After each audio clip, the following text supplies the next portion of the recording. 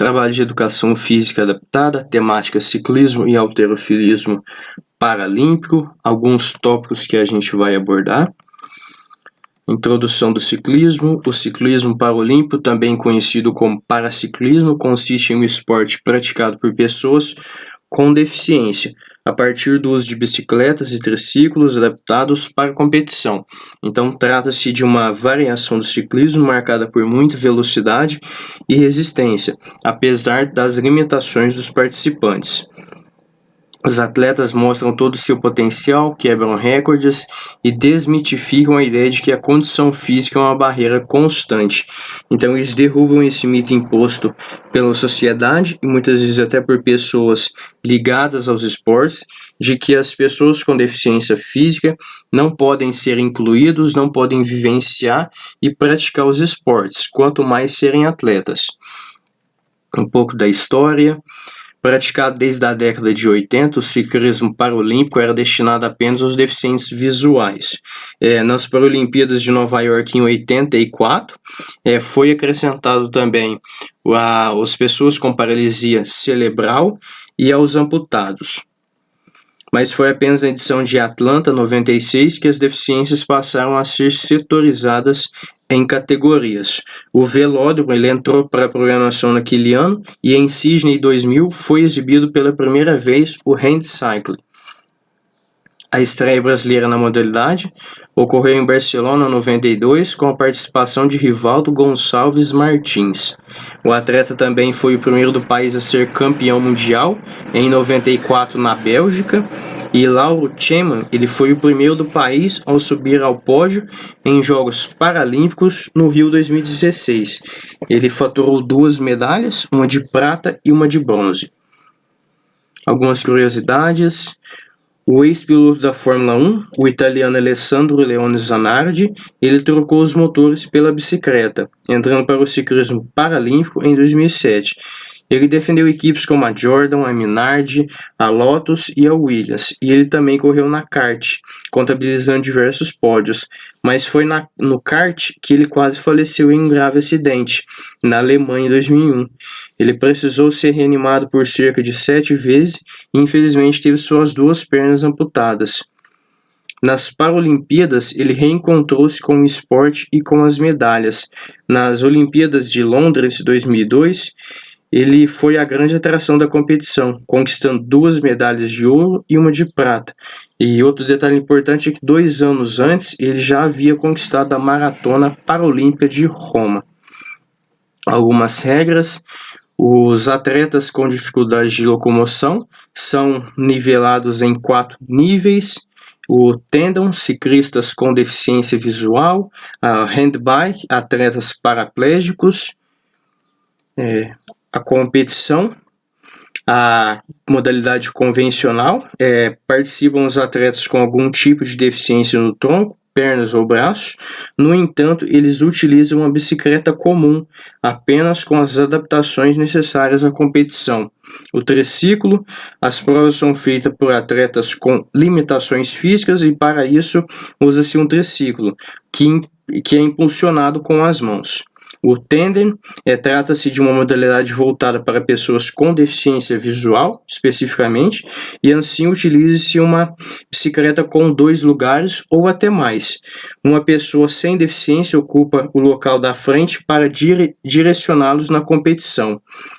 A handbike, que significa pedal com as mãos, nessa categoria competem atletas paraplégicos que usam uma bicicleta especial movida com as mãos. O ciclismo paralímpico, algumas provas, a perseguição, que 2 oponentes iniciam cada um em um lado do velódromo e o vencedor é aquele que registrar menor tempo total. A prova masculina tem 4 km e a feminina 3 km. O sprint tem o velódromo, a pista oval com 250 a 325 metros de extensão e as provas são de velocidade.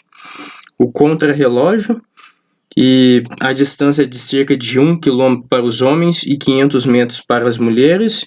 Os atletas percorrem a pista sozinhos, 1 a 1, e aquele que fizer o menor tempo conquista o ouro. trabalhos de associações. Eu encontrei essa página no Facebook, que é o maior portal de divulgação do paraciclismo nacional. Lá eles compartilham eventos, postagens com os atletas, informações e diversas outras coisas. O halterofilismo, introdução. O halterofilismo paralímpico é uma competição paralímpica e aberta a atletas masculinos e femininos com deficiências físicas, tais como o nanismo, amputação, perda de membro, lesão da medula espinhal, paralisia cerebral, lesão cerebral e acidente vascular cerebral. O halterofilismo é certamente o esporte que mais exige força física de seus participantes, então, assim podemos dizer que é um esporte explosivo. Um pouco da história. O halterofilismo apareceu pela primeira vez em uma Paralimpíada em 64 na cidade de Tóquio, Japão. Um detalhe importante é que a deficiência dos atletas era exclusivamente lesão da coluna vertebral. Até os Jogos de Atlanta, em 96, somente os homens competiam. E só que 4 anos depois, em Sydney, as mulheres entraram de vez para a modalidade. O Brasil estreou nos Jogos de Atlanta com o atleta Marcelo Mota. E em 2003, ele conquistou a medalha de ouro e um novo recorde das Américas na categoria de até 60 quilos no Pan-Americano de Oklahoma, nos Estados Unidos. Algumas curiosidades. O halterofilismo é atualmente praticado em mais de 100 países. É a única modalidade em que os atletas são categorizados por peso corporal, igual ao halterofilismo convencional. Esse atleta iraniano, nos Jogos de Londres 2012, ele quebrou o recorde da história das Paralimpíadas ao levantar um peso de 280 quilos. Essa chinesa, ela conquistou o ouro em Pequim 2008, ela levantou um peso de 165 quilos, o maior peso registrado na competição. Algumas regras: os atletas permanecem deitados em um banco e executam um movimento conhecido como supino. Então funciona mais ou menos assim: a prova tem início no momento em que a barra de apoio é retirada, com ou sem a ajuda de um auxiliar. Isso vai depender de indivíduo para indivíduo. Inicialmente, o atleta deve suportar o peso com os braços totalmente estendidos. Depois, o atleta desce a barra até a altura do peito. Então, ele deve levá-la à posição inicial e finalizar o movimento.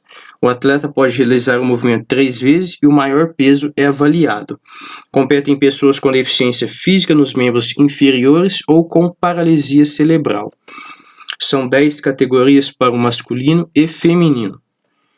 Aqui são as categorias para o masculino e também para o feminino. É classificado em 3 níveis: a classificação dos competidores, os levantadores com sequela poliomielite ou paraplégicos, levantadores amputados e outros, e levantadores com paralisia cerebral. Aqui, trabalhos de associações. Eu encontrei essa página também no Facebook, que é da Universidade Federal de Sergipe. E lá eles têm um trabalho exclusivo para o halterofilismo paralímpico. Lá eles compartilham algumas informações. É um site bem bacana. E foi isso o meu trabalho.